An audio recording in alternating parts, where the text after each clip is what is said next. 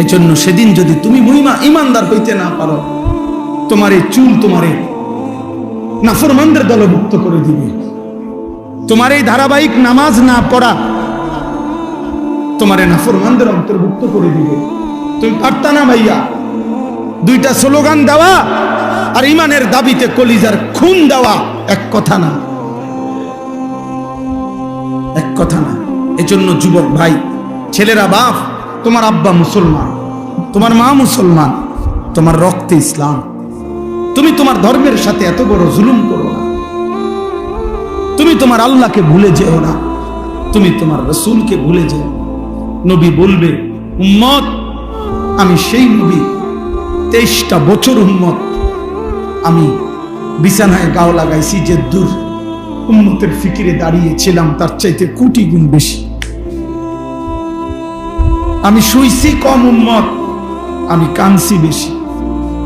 এমনও দিন গেছে, আম্মা জান আয়েশা বলছে, হাদিসের মধ্যে আছে, আম্মা জান আয়েশা বলছেন রাদিয়াল্লাহু তাআলা আনহা, নবীজির স্ত্রী বলছেন, আমি নিজ চোখে দেখছি এশার নামাজের পরে নবী আয়েশা শুইছে, আমার পাশে শুইছে। একটু পরেই দেখছি উনি দাঁড়ায় গেছেন, আর দাঁড়াইয়া এক দাঁড়ানোতে আর রুকুও দেয় নাই, সেজদাও দেয় নাই। হযরত আয়েশা বলেন, আমি দেখলাম এক দাঁড়ানোতে চোখের পানি ফেলতেছেন আর উম্মতের জন্য কাঁদতেছেন আর আল্লাহর কাছে দোয়াই করতেছিলেন।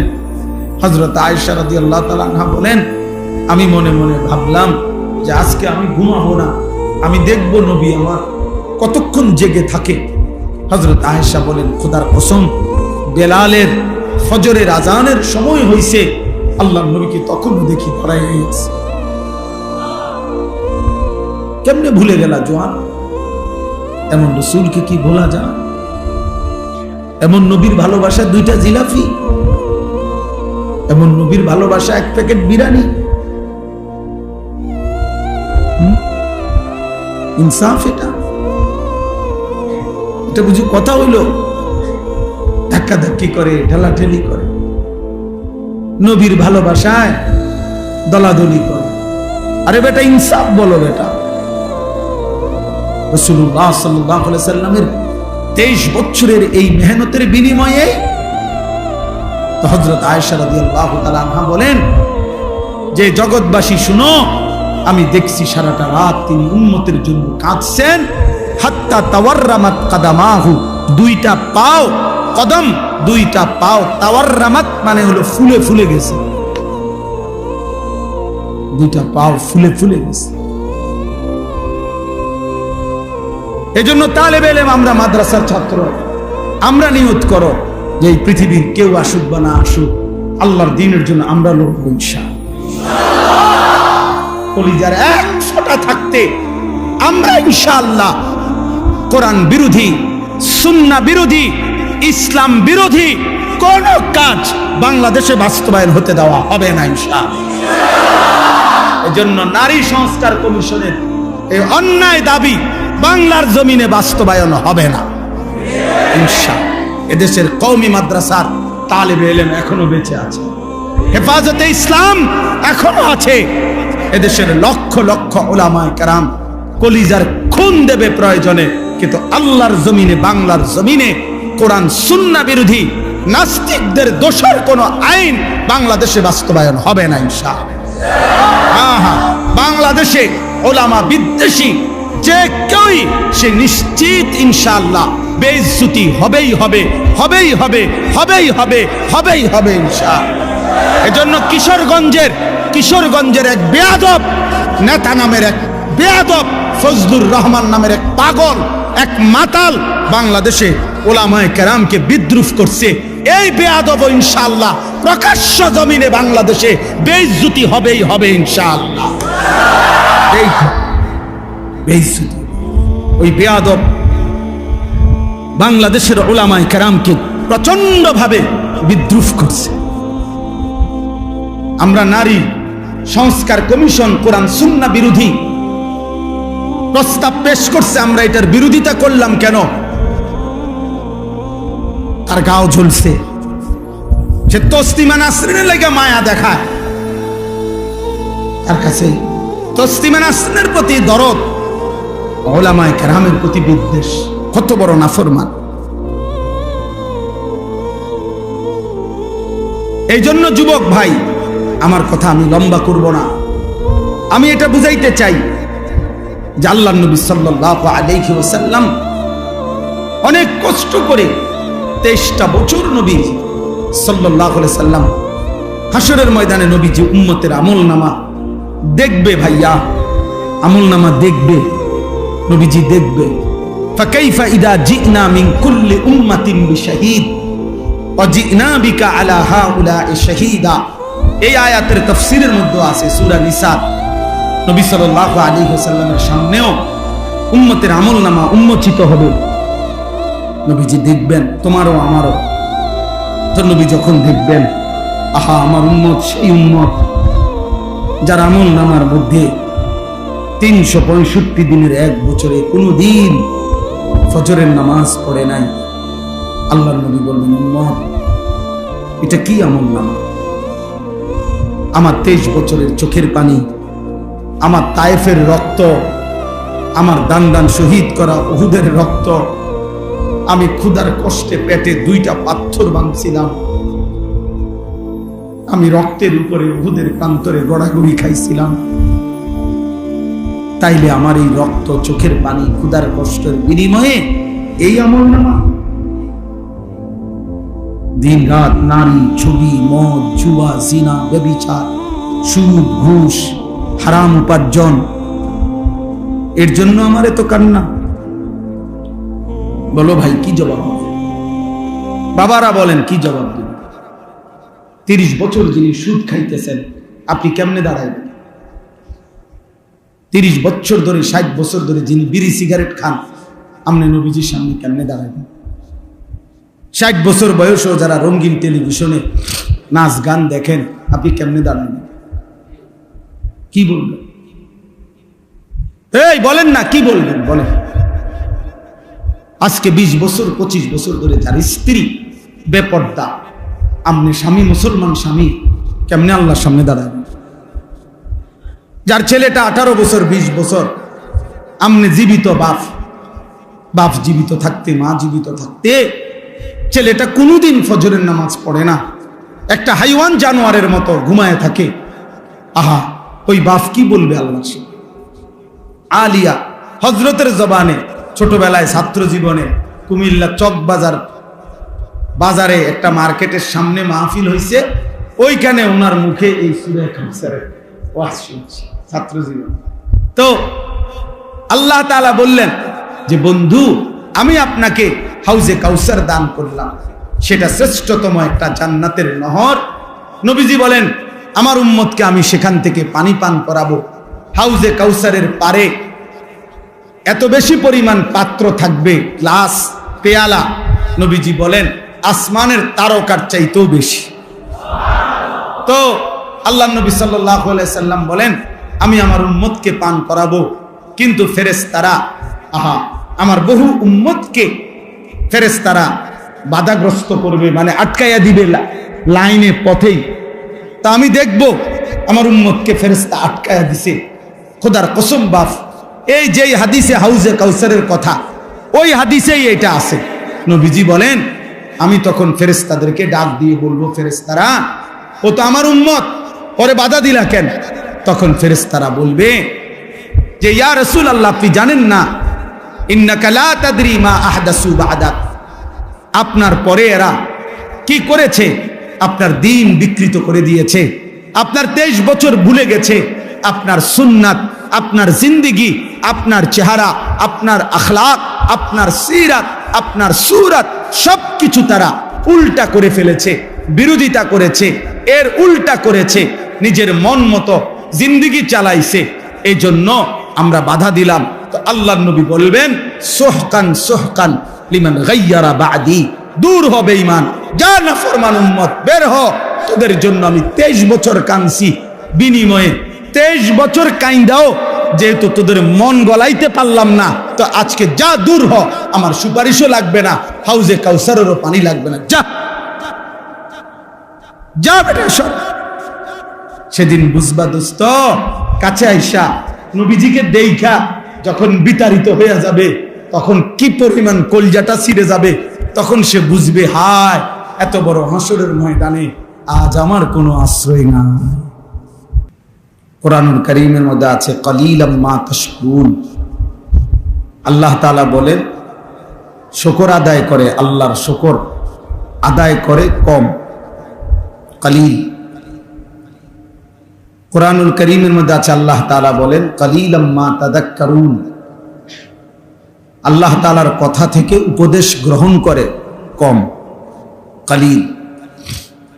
আল্লাহ তাআলা বলেন ওয়া কালিলুম মিন ইবাদিয়াশ শাকুর। আমার শুকরকারী বান্দা পরিমাণে কম, কালিল। এরকম বহু আয়াত আছে কোরআন শরীফ। কাম মিন ফিআতিন কালিলাতিন গালাবাত ফিআতান কাসীরা। আল্লাহ তাআলা বলেন কম সংখ্যক বহু বিজয় লাভ করে বহু সংখ্যকের উপর।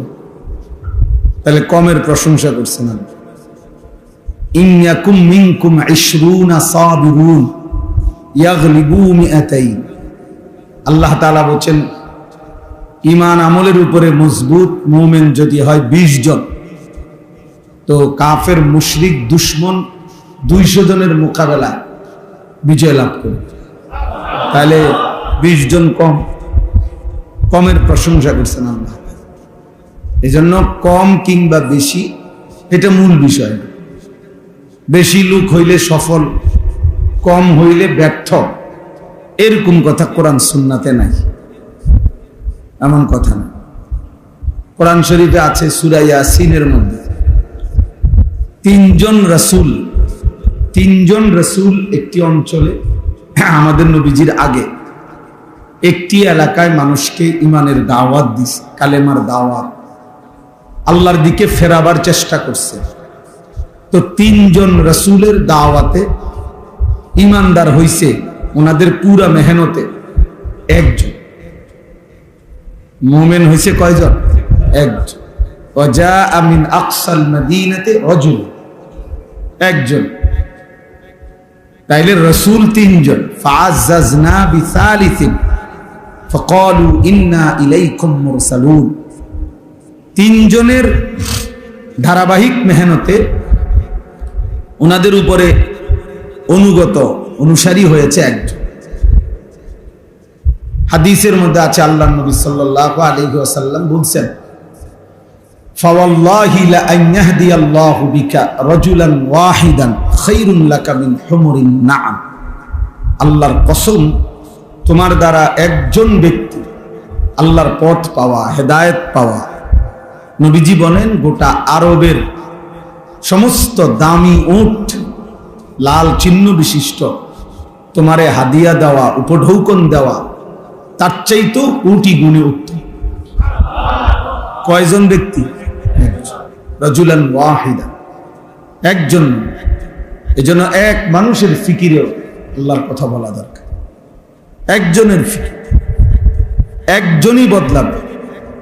আমি একজনের জন্যই 30 বছর মেহনত করলাম, একজনের জন্যই 10 বছর মেহনত করলাম। হাদিসের মধ্যে আছে আল্লাহর নবী সাল্লাল্লাহু আলাইহি সাল্লাম বলেন হাসরের ময়দানে এমন নবীও দাঁড়াবে যেই নবীর সাথে তার ঈমানদার উম্মত হবে 3 জন। এমন নবীও দাঁড়াবে যার সাথে ঈমানদার উম্মত হবে 2 জন, ইসনান। এমন নবীও দাঁড়াবে যার সাথে তার ঈমানদার উম্মত মাআহু ওয়াহিদ, একজন। এমন নবীও দাঁড়াবে হাসরের ময়দানে যার সাথে তার ঈমানদার উম্মত একজন, লাইসা মাআহু আহাদ, কেউ নেই ওনার সাথে, কেউ ঈমান আনে নাই। তাহলে ওনারা ব্যর্থ, কথা বলে। তাহলে এখানে সংখ্যা বিষয় না, বাপ, এতে কোনো নির্বাচনী জনসভা না। এটা আল্লাহর কথা বলা, আখিরাতের ফিকির করা, জিন্দেগি সুন্দর করার চেষ্টা করা। এখানে জনপ্রিয়তা কোনো বিষয় না। সবাই চিনলে সফল, সবাই না চিনলে ব্যর্থ, এ কথা কোরআন সুন্নাতে নাই। বুঝেন নাই?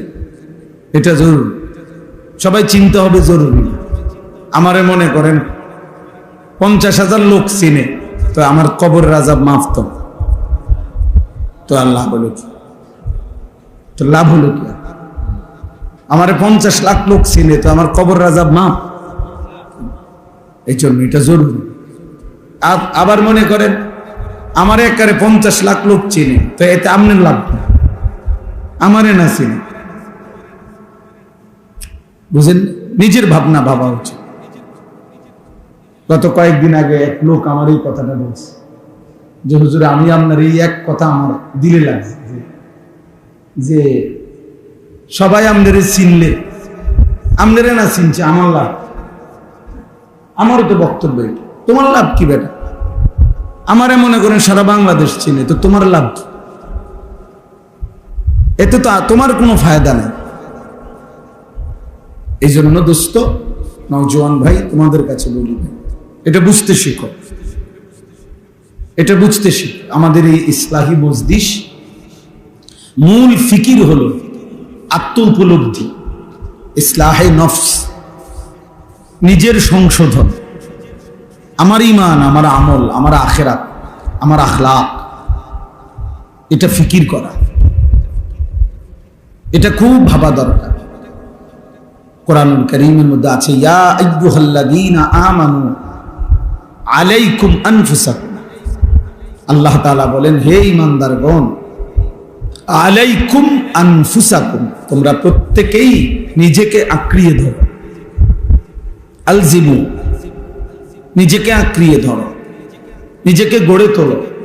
আল্লাহ বলেন, লা ইয়াদুররুকুম মান দাল্লা ইযা ইহতাদাইতুম, যদি তোমরা তোমাদের নিজেদেরকে হেদায়েতের উপরে তুলতে পারো, এবার গোটা পৃথিবী মিলে কেউ তোমাকে পথভ্রষ্ট করতে পারবে না।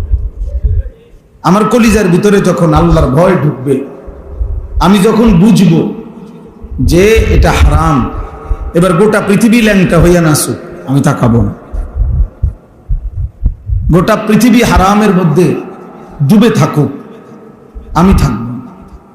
মনে করেন আমরা 5 ভাই 3 বোন, তাহলে আমরা 8 জন ভাই বোন কুমিল্লা শহরে একবার মেইন টাউনে আমরা বড় হয়েছি। আমার আব্বা কুমিল্লা শহরের প্রাণ কেন্দ্রে একটা মসজিদে ইমামতি করতেন, প্রাইমারি স্কুলে মাস্টারি করতেন। 43 বছর বাবা এক মসজিদে ইমাম ছিল। তো একবারে শহরের প্রাণ কেন্দ্র। এখন আমাদের ঘরের 4 দিকে সব বাসাতেই টেলিভিশন চলতো, নাচ গান চলতো। তো এর মাঝখান দিয়ে আমাদের একটা ঘর, সেই ঘরেই তো আমরা 40 বছর ছিলাম। যে আমার আব্বা মাও ছিল, আমরাও ছিলাম, বড় হলাম সব ভাই বোন। আমাদের ঘরে তো 40 বছরে কোনোদিন টেলিভিশন চালাইতে হয় নাই। আমাদের জিন্দেগি চলছে না, আমার বাবার জিন্দেগি চলছে না। তো বাবার সিদ্ধান্ত নিছে যে এই হারাম করা যাবে না। তো এবার গোটা মহল্লাবাসী দিয়েও যদি ব্যাকসেট চালায়, তো আমার সমস্যা। আমি তো জানি এটা হারাম। সবাই ঠেঙ্গালগি দিয়ে নাচতে, কি কাপড় খুললে নাচতে কি?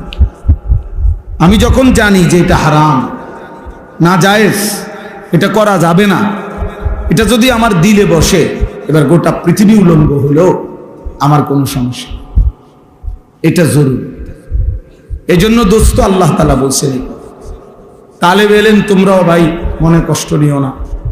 মূলত প্রয়োজনে আরেকদিন আসবো তুমি করে আরো বেশি বলার জন্য আলাদা। কিন্তু যেহেতু ইসলাহি মজলিসে অনেক এলাকার মানুষ আসছে, আমি চাইছিলাম যে ওনারা আলাদা বসুক। আমাদের কওমি মাদ্রাসার তালেব এলেমের জিন্দিগিটাই তরবিয়ত ওয়ালা। আলহামদুলিল্লাহ, আমরা মাদ্রাসার নিজামগুলো এভাবে সাজাই যে আমাদের বাচ্চা ইচ্ছা করলেও দাঁড়াইয়া পেশাব করতে পারে, আমাদের বাচ্চারা ইচ্ছা করলেও দস্তরখান ছাড়া খানা খাইতে পারে, আমাদের বাচ্চারা ইচ্ছা করলেও মেসওয়াক ছাড়া ওযু করতে পারে। তাহলে আলহামদুলিল্লাহ, দিবারাত্রি মাদ্রাসার নিয়মটাই সুন্নতে ভরা, তরবিয়তেই ভরা। এই জন্য আলহামদুলিল্লাহ ইসলাহের ফিকির তালেব ইলমদের জন্য উস্তাদরাই সম্মিলিতভাবে সর্বদাই করে থাকে। এই জন্য আওয়াম সাধারণ মানুষ যারা আছে, তাদের ইসলাহের ফিকির খুব দরকার। তাদেরকে মাঝে মাঝে এরকম বসানোর দ্বারা, এই 2-4 কথা শুনবার দ্বারা, বলার দ্বারা আস্তে আস্তে দিল তৈরি হবে। এক কথাতে কেউ বদলায়া যাবে না, কিন্তু অব্যাহত বলতে থাকলে নিয়ম হলো যদি কোনো পাথরের উপরেও যদি ধারাবাহিক বৃষ্টির পানির ফোঁটা পড়তে থাকে, একদিন দেখা যায় ওই পাথরটার মধ্যে ছিদ্র হয়ে গেছে, একটু একটু ডাইবা গেছে। তাহলে যদি পাথর নরম হয়ে যায়, ছিদ্র হয়ে যায় ধারাবাহিক পানি পড়ার কারণে, তো ধারাবাহিক আল্লাহর কথা শুনতে শুনতে বলতে বলতে একদিন পাথর দিল মানুষও জিন্দগি বদলায় যায়, বদলাইয়ে যায়। এজন্য মূল ফায়সালা তো আল্লাহর হাতে। তো বলতেছিলাম নওজোয়ান ভাই বাবারা সবার কাছে, আল্লাহ তাআলা বলছেন আলাইকুম আনফুসাকুম, নিজেকে ধরো, নিজেকে গড়ো। তাহলে তুমি যদি হেদায়েতের উপরে ওঠো, তো এবার গোটা পৃথিবীর কেউ আর তোমাকে পথভ্রষ্ট করতে পারবে না। ইয়া আইয়ুহাল্লাযীনা আমানু কু আনফুসাকুম ওয়া আহলিকুম নারা।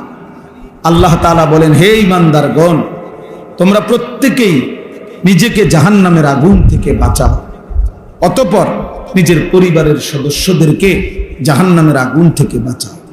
তাহলে এক নম্বরে আল্লাহ তাআলা বললেন নিজেকে জাহান্নামের আগুন থেকে বাঁচাও, নিজেকে বাঁচাও। তাহলে এই নিজের দিকে নজর রাখা, নিজের ফিকির করা, প্রিয় ভাই বাবা, এটা জরুরি বিষয় বুঝা। এতটুকু বিবেক যে আমার ভালো, আমি আনিসুর রহমান, আমার ভালো কোনটা, আমার কল্যাণ কিসে, আমার কামিয়াবি কিসের মধ্যে, কি করলে আমার সফলতা, কি করলে আমার ব্যর্থতা, আমার কি করা উচিত, আমার কি করা অনুচিত, কি করলে আমার আল্লাহ রাজি, কি করলে আমার আল্লাহ নারাজি। নিজের জন্য এদ্দুর যে বোঝে না, তার মতো পাগল মাতাল তার সিরা কোনো মানুষ হতো না। তাই তো তুই বেটা পুরাই পাগল, বেটা মাতাল, তুই নিজের ভালোই বুঝলা না, এদ্দুরও কি মানুষ বুঝে না? তোমার এই সারা রাত নারী দেখা, ছবি দেখা, মোবাইলে উলঙ্গ দৃশ্য দেখা, এটা যে তোমার জাহান্নামের আগুনের দিকে নিয়ে যাচ্ছে, বেওকুফ, এটাও বোঝো না? তোমার এই প্রতিদিনের বেনামাজি থাকা, প্রতিদিন আল্লাহকে সেজদা না করা, কোনোদিনও ফজরের নামাজ না পড়া, এটা যে তোমার জাহান্নামের দিকে নিয়ে যাচ্ছে, এর দুর্বুঝাও বুঝো না? আরে নিজের বুঝটা তো একটা কুত্তাও বোঝে, নিজের বুঝটা তো একটা শুকরও বোঝে, নিজের বুঝটা তো একটা সাপ বিচ্ছুও বোঝে। বেটা একটা কুত্তার দিকেও তো কেউ যদি লাঠি আলগি দেয়, কুকুর দৌড় মারে, কুকুর বোঝে এই লাঠি দিয়ে আমারে বাড়ি দিলে আমার ক্ষতি হবে, এই জন্য সে দৌড় মারে। তাহলে নিজেকে সেভ করা, নিজেকে রক্ষা করা, এতটুকু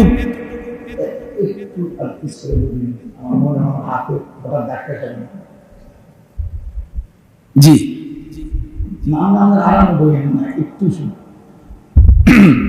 তাইলে এটা জরুরি যে এই কুকুরটা দৌড় দিল কেন, তাইলে সে বুঝছে যে এই লাঠিটা যেমনি তুলছে আমারে বাড়ি দিলে আমার ক্ষতি হবে।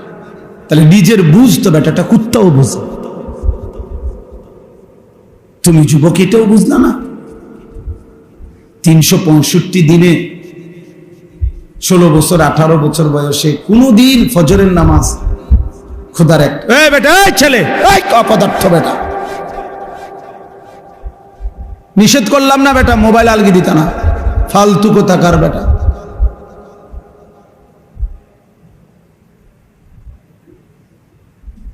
সাবধান, আমি ছেড়ে দই না মানুষ না, আমি বললাম না বিয়ে দরকার হলে আর কোনোদিন বলবো না, কিন্তু একদিন বলছি, একবার বলছি, একবার বুঝ করেই বল।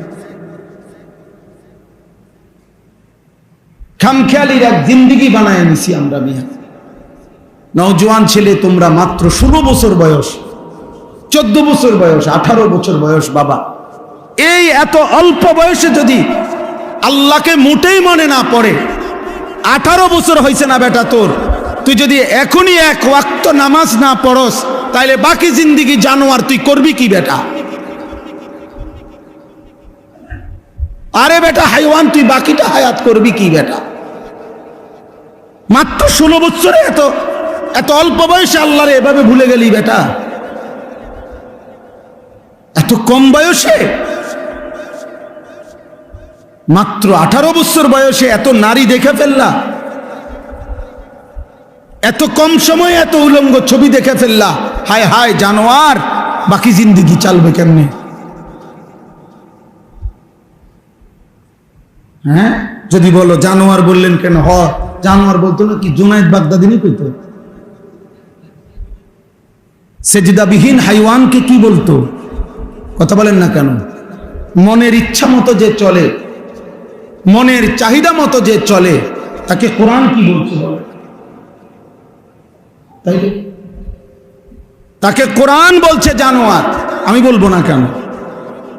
আরাআইতা মান ইত্তাখাযা ইলাহাহু হাওয়াহু আফা আনতা তাকুনু আলাইহি ওয়াকিলা আম তাহসাবু আন্না আকসারাহুম ইয়াসমাউনা আও ইয়াকিলুন ইন হুম ইল্লা কাল আনআম। আল্লাহ বলছে মনের চাহিদা মতো যে চলে বন্ধু, আমি আল্লাহ বলে দিলাম তার পরিচয় আর কিছুই নয়। ইন নাফিয়া, ইল্লা ইস্তেসনা, নফি ইস্তেসনা হসর বুঝায়, সীমাবদ্ধ, অর্থাৎ তার পরিচয় আর কিছুই নয়, আর কিছুই নয়, শুধুই আনআম, শুধুই চতুষ্পদ জন্তু, শুধুই জানোয়ার, শুধুই জানোয়ার, শুধুই জানোয়ার। তাহলে তুমি কার সিদ্ধান্তে চুল এমনে রাখলা? তোমার খেয়াল। তুমি কার সিদ্ধান্তে এক ওয়াক্ত নামাজ পড়ো না? তোমার মনের ইচ্ছা। তুমি কার সিদ্ধান্তে নারী দেখো, ছবি দেখো, উলঙ্গ দৃশ্য দেখো, তোমার মন চাইছে। তো এটারই তো কয় জানোয়ার। আল্লাহ তাআলা তো এরই জানোয়ার বলছে, যে তার মনের ইচ্ছা মতো চলে, যার মনের ইচ্ছা তার খোদা। বলো যুবক, বলো বাপ, তোমার কোন সৃষ্টিকর্তা আছে? থাকলে তিনি তোমাকে কিছু করতে বলে নাই? কোরআনুল কারীমের মধ্যে আরো সাংঘাতিক কথা আছে। সূরা আরাফের মধ্যে আছে ওয়াত্তাবা হাওয়াহু ফামাসালুহু কামাসালিল কালব। আমি প্রতিদিন এই আয়াত নাকি মাওলানা ডেইলি একবার হলো বলি। আল্লাহ কোরআনে বলছেন ওয়াত্তাবা হাওয়াহু, সে তার মনের চাহিদার অনুসরণ করেছে। আল্লাহ বলেন অতএব ফামাসালুহু, তার উদাহরণ কামাসালিল কালব, কুত্তার মতো। বুঝছো বাবা? মনের ইচ্ছা মতো যে চলে, খোদার কসম আল্লাহ তার উদাহরণ দিচ্ছে কি কামাসালিল। তা বলেন অর্থ কি? বলেন কালবুন অর্থ কি? কুত্তা বেটা, কোনো ভিন্ন অর্থ নাই। এমন না যে আরো দুইটা অর্থ আছে, এটা বালাটা কইলাম, এমন তো ভিন্ন অর্থও নাই। কালবুনের অর্থ আরেকটা অর্থ আছে না? নাই তো। কালবুনের অর্থ তো সিংহ না, কুকুর। আল্লাহ বলেন ফামাসালুহু, এক বেঈমানের উদাহরণ দিতে গিয়ে আল্লাহ বলছে যে সে তার মনের চাহিদার অনুসরণ করেছে। ওয়ালাকিন্নাহু আখলাদা ইলাল আরদ, সে এই জমিনকে স্থায়ী মনে করে নিয়েছে, যে এই পৃথিবী, এই রং তামাশা, এই ফুর্তি, এটাই তার স্থায়ী। ওয়াত্তাবা হাওয়াহু, মনের চাহিদা মতো অনুসরণ করেছে। আল্লাহ বলেন তার উদাহরণ, তার দৃষ্টান্ত কামাসালিল কালব, কুত্তার মতো। ইন তাহমিল আলাইহি ইয়ালহাস আও তাতরুকহু ইয়ালহাস, কুকুরের স্বভাব। সে যদি তারে দৌড়ানি দেয় তাইলেও হাঁফায়, সে যদি দাঁড়াইয়া থাকে স্থির তাইলেও হাঁফায়, জিহ্বা লম্বা করে এমন করে। এটা কুত্তার স্বভাব। এই জন্য নাফরমান পেলেও অতৃপ্ত, না পেলেও। হাজার কোটি টাকার মালিক, তবুও তার তৃপ্তি হয় না। আবার কিচ্ছু নাই, তারও তৃপ্তি নেই। এই জন্য আমার বাপ, এটা ইসলাহি মজলিস, আমাদের প্রিয়, আমাদের শ্রদ্ধেয়।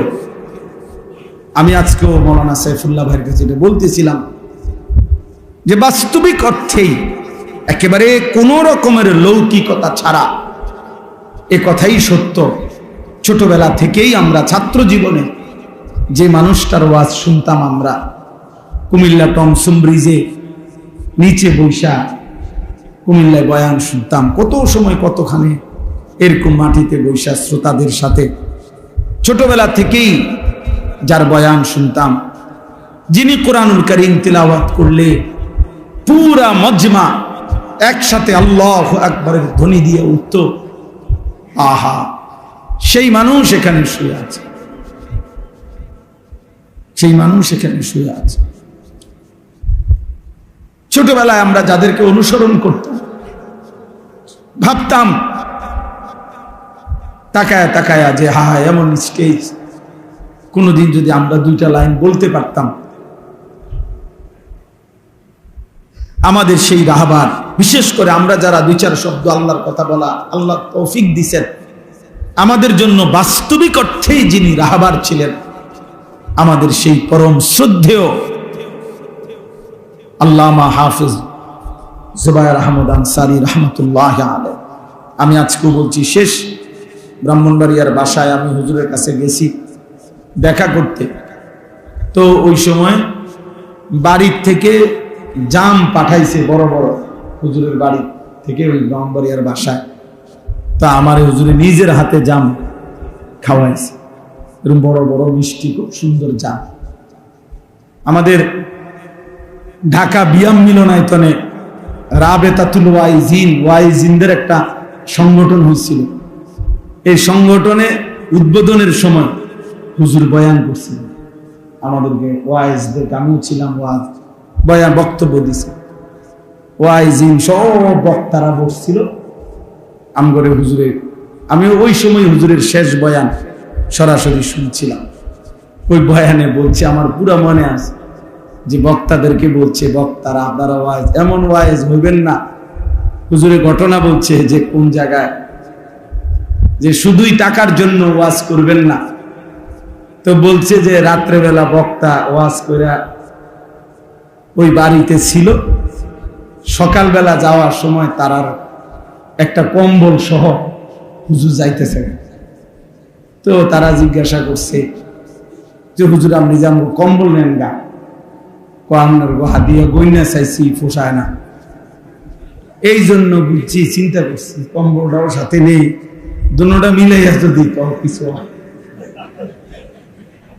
আমি নিজে শুনছি ওইখানে এমন বক্তা হয়ে না যে মানুষের কম্বল শুদ্ধ নেয় গা। আল্লাহ তাআলা তার খবরকে নূরে নূরে ভরপুর করে দেন। উদাহরণ দিতেন, অবাক সুন্দর করে বুঝাইতেন, বুঝানোর এক অসাধারণ যোগ্যতা, দক্ষতা আল্লাহ তাআলা ওনাকে দিছিলেন। আলহামদুলিল্লাহ, আলহামদুলিল্লাহ।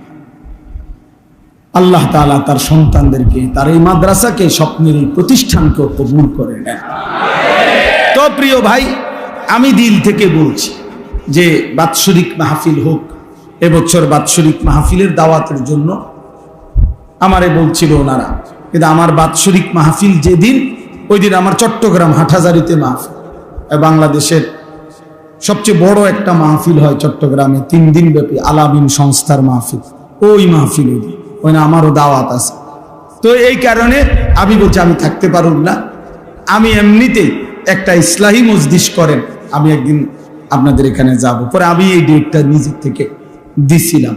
তা আমার আজকেও কথা, আলহামদুলিল্লাহ, মুরব্বী ওলামায়ে কেরাম, মাদ্রাসার আসাতেজায়ে কেরাম সবাই আছেন, ইনশাআল্লাহ আমি দিল থেকে বলি যে এখানে যেন 3 মাসে হোক, 2 মাসে হোক, ত্রৈমাসিক হোক, একটা ইসলাহি মসজিদ, বছরে 4টা হোক, প্রয়োজনে 3টা ইসলাহি মসজিদ হইল, একটা বাৎসরিক মাহফিল হইল, এইভাবে যেন ধারাবাহিকভাবে আমাদের হুজুরের আপনার স্মরণেই যেন এখানে যিনি সারা জীবন আল্লাহর কথা বলছেন, তার এই মাদ্রাসা মসজিদ থেকে যেন নিয়মিত আল্লাহর কথা, দ্বীনি বয়ানাত, এখান থেকে যেন ইসলাহি মজলিসটা ধারাবাহিক হয়। আমি ইনশাআল্লাহ, আমি নিজেও সুযোগ দেওয়ার চেষ্টা, আমার আল্লাহ তৌফিক দিলে আমিও চেষ্টা করব, আরো উলামায়ে কেরামও আসবে ইনশাআল্লাহ। নওজোয়ান ভাই, তোমরা সবাই মিলে খোঁজ খবর নিবা এবং আন্তরিকভাবে সহযোগিতা করবা, যেন এইখানে একটা ধারাবাহিক ইসলাহী মজলিস চালু হয়। ঠিক আছে ইনশাআল্লাহ? সবাই রাজি ইনশাআল্লাহ? আল্লাহ তাআলা আমাদের সবাইকে তৌফিক দান করেন। তাইলে আমি অনেক শক্ত কথা বলে ফেললাম, শুরুতে ধমক দিলাম। ধমক দেওয়ার মাকসাদ হলো ঠান্ডা করা। এখন মাশাআল্লাহ গরম লাগলো, তোমরা সব ঠান্ডা হয়ে গেছে। আল্লাহ তাআলা সবাইকে কবুল করেন। প্রিয় ভাই, তুমি আসছো দেখে তোমারে শক্ত কথা বলছি, কিন্তু তোমারে আল্লাহ এতটুকু তো যে আল্লাহর কথা শুনবার সুযোগ হয়েছে।